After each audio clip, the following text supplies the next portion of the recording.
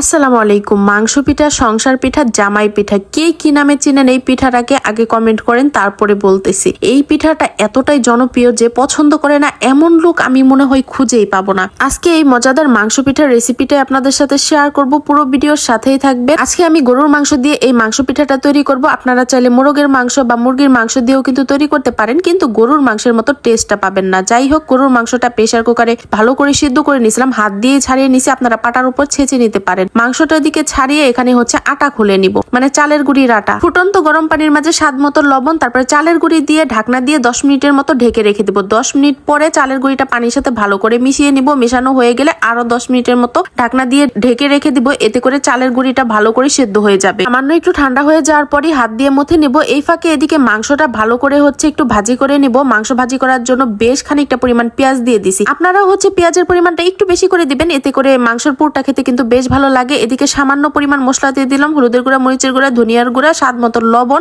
সামান্য পরিমাণ আদা রসুন বাটাও দিয়ে দিলাম। যেহেতু মাংস আর এই মশলাগুলো বেশি পরিমাণ দেওয়া যাবে না, সামান্য পরিমাণ করে দিলে মাংসের পুরটা খেতে বেশি ভালো লাগবে। এদিকে মশলাটা একটু ভাজা ভাজা করে নেওয়ার পর ঝুরা যে মাংসটা আছে সেটা হচ্ছে মশলার মাঝে দিয়ে দিলাম। এখন হচ্ছে ভালো করে নাড়াচাড়া করে মিশিয়ে নিব।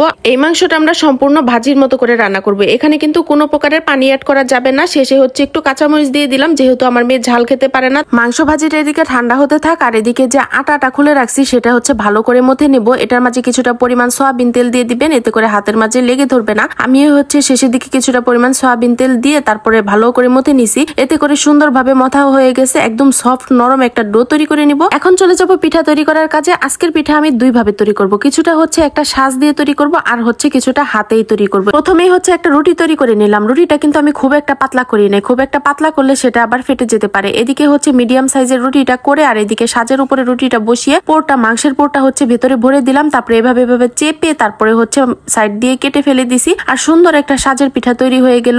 এভাবে করে আমি কয়েকটা সাজের পিঠা তৈরি করব। তারপরে হচ্ছে এখন হাত দিয়ে একটা তৈরি করি। হাত দিয়েও কিন্তু আমি খুব সুন্দর করে সাজ কেটে পিঠা তৈরি করতে পারি। এদিকে আপনারা দেখতেই পাচ্ছেন আগের পিঠাটার মতো ভেতরে পোর ভরে তারপরে চেপে চেপে লাগিয়ে নিছি। বুড়া আঙ্গুলের সাহায্যে এভাবে চেপে চেপে হচ্ছে একটা সাজ কেটে নিলাম। এটা ভাজার পরে সাজটা ভালোভাবে বোঝা যাবে, এখন হচ্ছে খুব একটা বোঝা যাচ্ছে না। যাই হোক, এখন হচ্ছে 5টা পিঠা বানানো হয়ে গেছে। এখন হচ্ছে গরম তেলের মাঝে পিঠাগুলো অল্প আছে ভেজে নিব। আমি একটু তেলের পরিমাণ বেশি করে দিয়ে ভাজতেছিলাম। ডুবো তেলে পিঠা ভাজলে সেই পিঠাগুলো কিন্তু অনেক সুন্দর মুচমুচে হয়। এদিকে আমি কম করে পিঠাগুলো ভেজে নিব। একসাথে যদি বেশি করে ভাজতে যাই, একটা পিঠা ভেঙে গেলে ভেতরের পুর বের হয়ে পুরো তেলটাই নষ্ট হয়ে যাবে, যার জন্য অল্প আছে এভাবে ভেজে নেব। আর লাল লাল হয়ে আসলে পিঠাগুলো নামিয়ে নেব। এভাবে করে 5টা পিঠা আমি বানিয়ে ভেজে নিতেছি। একসাথে বেশি পিঠা দিয়ে ভাজবো না, এতে করে দেখা যাবে আমার একটা পিঠাও কিন্তু ভেঙে যাবে না। খুব সুন্দরভাবে সবগুলা পিঠাই কিন্তু অক্ষত রয়ে যাবে। আমার হাজবেন্ড এই পিঠাগুলো এতই পছন্দ করে যে আমি একদিক দিয়ে ভেজে দিচ্ছি আর সে হচ্ছে খেয়ে ফেলতেছে। এদিকে আমি একটা প্লেটও পাচ্ছি না ভর্তি যে একটু ছবি তুলবো। যাই হোক, এদিকে মেয়ে খাচ্ছে, হাজবেন্ড খাচ্ছে, সবাই একে একে খেয়ে নিতেছে।